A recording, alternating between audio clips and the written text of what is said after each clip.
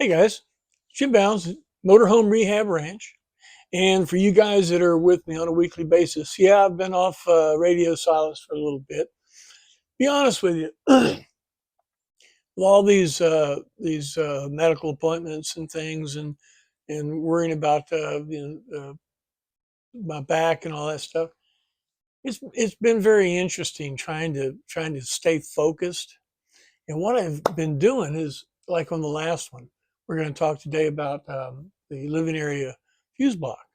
Well, I started thinking about it, and then you guys started calling me. We started talking about it, and it got more and more involved. And I want to back up a little bit and give you some more input. Okay. First of all, let me get rid of this thing.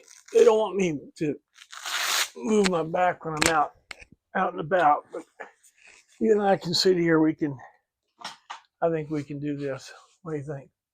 All right.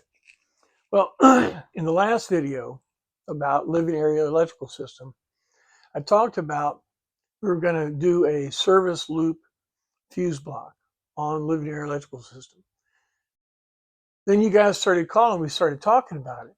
Let me back up a second, because the question is, what are we building? Are we building a SpaceX rocket? No. Are we trying to enjoy the motorhome, and when something goes wrong, figure out what's wrong with it? Yeah. Are we trying to add reliability to it? Yeah. Okay. But we don't want to make it so complex and so integrated together that you can't find what the problem is, because it may not be you. You need to think about the logic of the circuits and how they're put in. And if somebody, give you an example. Back in Classico days, we'd have a panel right at the door, and it had all the switches and lights and stuff. All right, so somebody said, well, there's a hall light here. Where do we, how does it turn on? Well, go to the door, and there's a panel with all the switches. Well, wait a minute. You're at the light. You should have a switch on the light. Make sense? This is the kind of logic I'm talking a little bit about. Okay? So let's back up a second. The first part of your coach electrical system is your engine electrical system.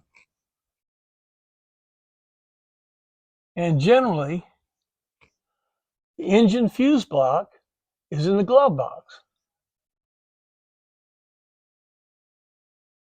or under the front passenger front hood. There'll be some fuses and connections up there. And generally speaking, if you can keep the engine electrical system, which has to do with a motor, dash lights, and gauges, call it gauges, exterior lights, headlights, and all that kind of stuff. Okay? If you can segregate that from the rest of your coach electrical system, chances are you'll be able to drive, and if there's a problem, you'll be able to find it. I've done several videos about the fuse link and some other things that are under the front hood. Okay?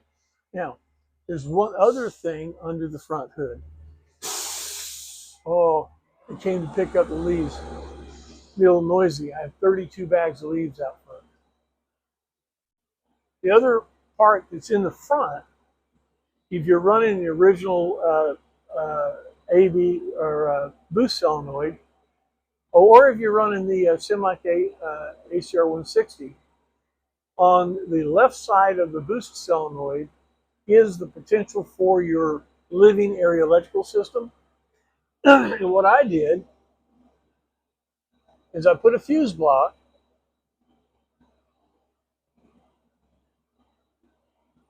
coming off the left side of the boost solenoid. That way you can hook up your radio, because you don't want the radio hooked up to this engine electrical system. You play the radio all night, it kills your battery. You want to start it up, right? So you really want to pull power for the radio, and 12 volts on your dash for charging phones and all that kind of stuff. you really want to pull that stuff from the living area electrical system, which is on the left side of the boost sawn leg, or on A2 if you've already gone to a semi KCR 160. Okay, so having this up front for your living area electrical system segregated from all of this. That makes sense? The reason I brought this up, had Kit call, we were talking about this, and one of the coaches we had built, we put a new painless fuel system, fuse block in the front, in the back, integrated it all together. It was really very cool, lights and all kinds of stuff, but it was so difficult to figure out because right next to the dash lights were living area hallway lights. You see what I mean? And integrating all those made it more difficult. So if you can, first, you get a problem. Okay, the hallway light's not working. Okay. You don't need to go to the front. Let's go maybe leave the back. Or if the radio's not working, okay, you come up here and label it living area fuse block. Make sense? Okay, so along with what I'm going to show you today on living area fuse block, I would put one up front with a cover on it, waterproof cover, and like maybe a 6 position, not a 10, 6 or something like that. Okay, now, along with this, the next section area is the living area. And originally, the living area on a GM floor plan is in the hallway, second cabinet up. On a transmode, could be under the back, could be under one of the beds. But back there is where your 110 breakers and your the fuse box that we were talking about before. That. These pictures will be at the bottom of the Patreon video. But with these glass fuses and all this kind of stuff, that's where it is. And even if it's a transmode coachman or whatever, it'll be very similar. Now, one difference in the living area electrical system in a GM floor plan and a transmode. It's called common ground wiring or floating ground or discrete wiring. Now, in the GM floor plans, you have one wire going to each fuse, and then whatever the light is or whatever, it's grounded to the aluminum body. That's called a common ground system. Okay? If you have a Coachman, Royale, or any of those guys, when you look up in this fuse block here, you're going to see one terminal block with a bunch of white wires going to it. Okay? Because most of the transmodes were wired with its own ground. All the white wires in a living area on a Coachman or transmode are white, are grounds. Right. And they run 2 wires. They'll run a colored wire and a white wire all the way back to where your fuse box is. And they're all tied together. Okay. On your GM floor plan, all the wires that are grounds are black except for the ones that aren't. There's one wire on the fuel AB selector that's actually the trigger wire is black. And there are white wires in a GM floor plan that are hot. But generally speaking, most of the white wires in a transmode are ground, except for the ones that aren't. So you want to check that. Does that make sense? All right. Now what we're going to be talking about is a GM floor plan. That's what this is. And all of these fuses here, that's the hot lead of the fuses. There are no grounds in here. Well, there's a ground coming to the power converter, yes. All right. Now, what I'm putting in here, okay,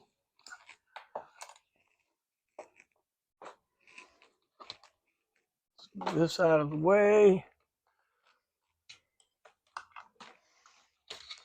is this. Okay.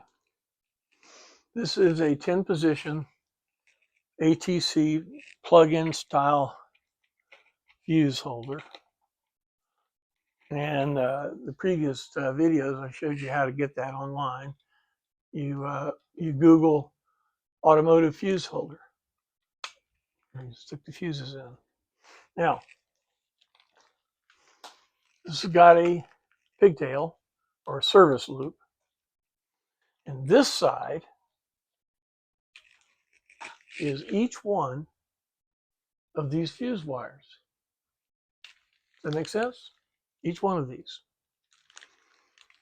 One of them is going to go to the to the power converter. One of them is going to be feeding from the 2 gauge that's in that's back up in there, right here. Now, something else I added to this, and I want to take a minute and I want to show you guys something. Get your pen and paper out. All right. One of the things that I enjoy is knowing information. Now, this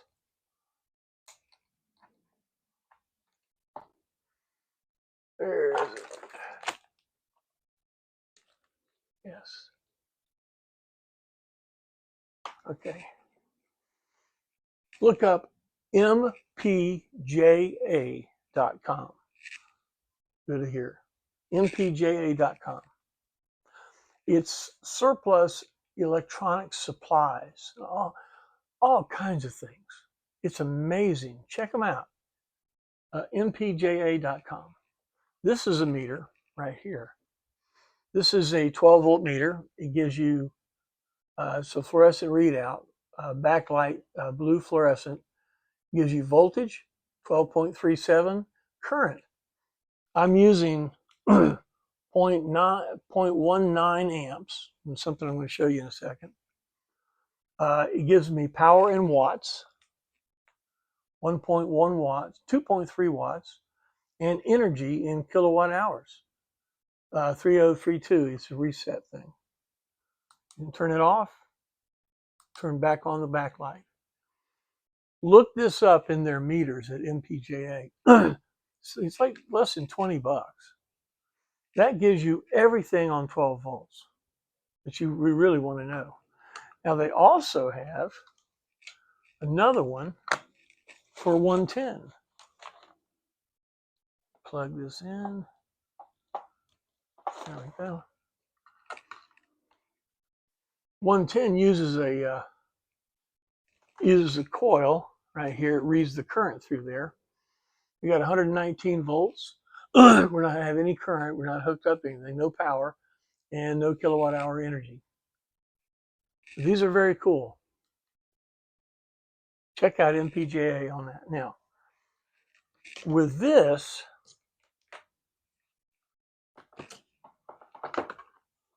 .110 thing, I made this in a little pigtail that I can test out things. That makes sense? I plug this in, plug something into here, and then I can read what's going on with it. You could build this into your coach if you want to. On the voltmeter, I don't really need to know all that. Down in the fuse block down there, I don't really need to know all that stuff. But I would like to know voltage. So what I did is, on MPJA, they have a voltmeter, a little switch I put in there on the pigtail that I can see. I have 12.443 volts, 12.41. That's close. 12.43 volts. So when I pull this pigtail out, I will have not only all the fuses, I'll have voltage. I see that I'm getting voltage. Okay. Don't have to bend down and look up in there and see all that stuff. Does that make sense? Now, The other part of this is some of the new, don't touch those together, some of the new electronics. Because what we're just talking about here is basic batteries, basic living area battery, which would be a marine deep cycle battery or maybe two, a basic starting battery, 650 cranking amps, and conventional power supply, 12-volt power supply. They have new solar, going to LiPo batteries, all kinds of new batteries and all kinds of things to give you option on 12-volt, 40-volt, 110 to run your living area, 110 system, all kinds of new electronics. And if you want to get into all that, that's fine. But here's what I want you to do. If you're going to get into, let's just call it solar.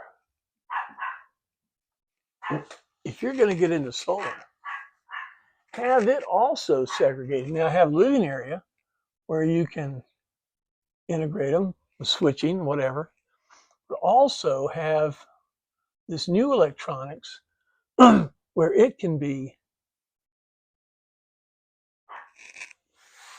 segregated, but still involved in your 110 system. Because in the original 110 system, you have shore power, you have a generator. On the solar, you'll have a combiner, you'll have a inverter, you'll have a regulator,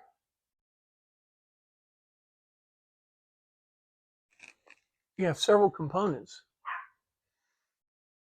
Keep those segregated. So if there's a problem with that system, have it where you can tie into this system,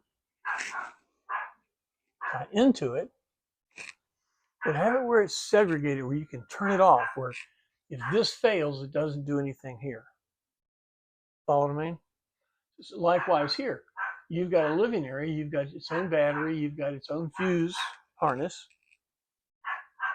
If there's a problem with it, you can troubleshoot that problem and not have to integrate it here, separate it, because your Simlac or your isolator does a halfway decent job of segregating these two. So if you have a problem, you can have them segregated.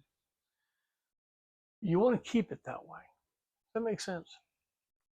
Now, the next video we're going to do is I'm going to go into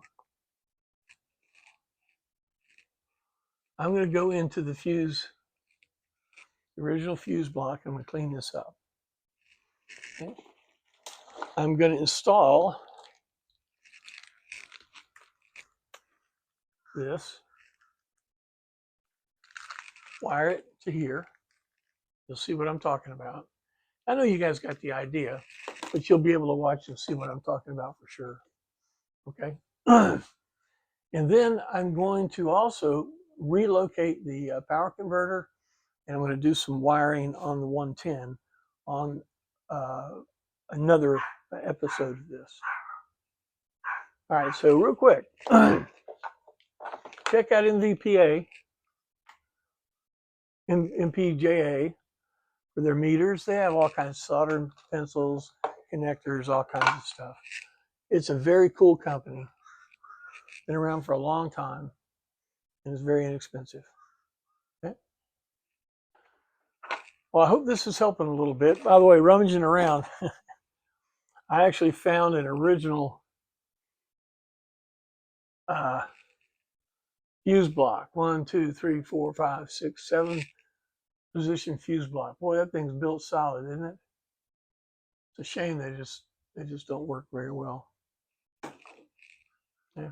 Here's another meter that the MPJA has, a little 12-volt meter. They also have one like this in 110. Now here's one of the coils they use for the AC meter. So anyway, check these guys out. All right, thanks for the time. Sorry it took a little extra time to get to it. It's just been, I tell you what, it's just been real busy. And Randy, I got your double wrap CV bands on the way. We'll send that to you here today. I'll give you a call later. Thanks for your support.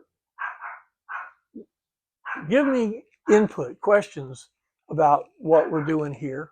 It helps me to keep my head clear and to keep the videos going. And also help me out. Give me some suggestions for some other videos you'd like to see. Helps me organize myself a little bit. And it's one of the things I'm working on right now. Thanks for bearing with me. We'll be getting out more videos in a more timely basis. And thanks for your support, ranch hands. If you like what we do here and you're not signed up with us, go to the front page of the Patreon site. $5 a month, you can be a ranch hand and help me support me, help me do these things and ask questions. And you'll have my cell phone number. You can call me anytime. That's what this thing's about. Motorhome Rehab Ranch is really starting to branch out. We're going to bring in some folks that are going to be making some parts. I broke down. You saw me. I made t-shirts for a while. They were wonderful, but not really. I'm going to go to a company that makes real t-shirts, and so you guys can get some t-shirts here coming up pretty soon. So bear with me on that. And we have an app on the way. Don't ask me about that yet, but we have an app on the way that's going to be very helpful. It's going to be information-oriented, service-oriented, and I believe that I'll be able to find some folks that may come to you and to work on your coach with you. Yeah, you call me up and say, well, where do I take it? Where do I take it? It's a real problem because coaches are all over the country. It doesn't make a lot of sense to have to spend $1,000 to drive it somewhere, get a list of things to do, and then come back and there'll be more on the list. If you can find somebody locally to help you work on things that maybe you don't have experience at, put me in your loop, and all of us together can do work together. That's what Motorhome Rehab Ranch is here, is to help you work on your coach there. There's a guy on the road right now, his intake cracked. I gave him his parts list. He's going out to find parts. He's going to spend an extra couple of days out there on the road. He's going to change his intake manifold, put the block off plates in. Those things can happen. All right. So that's why you want to be kind of involved with me and involved in Motorhome Rehab Ranch to help you maintain your motor. Make sense? All right. Look, thanks a lot, and see you again.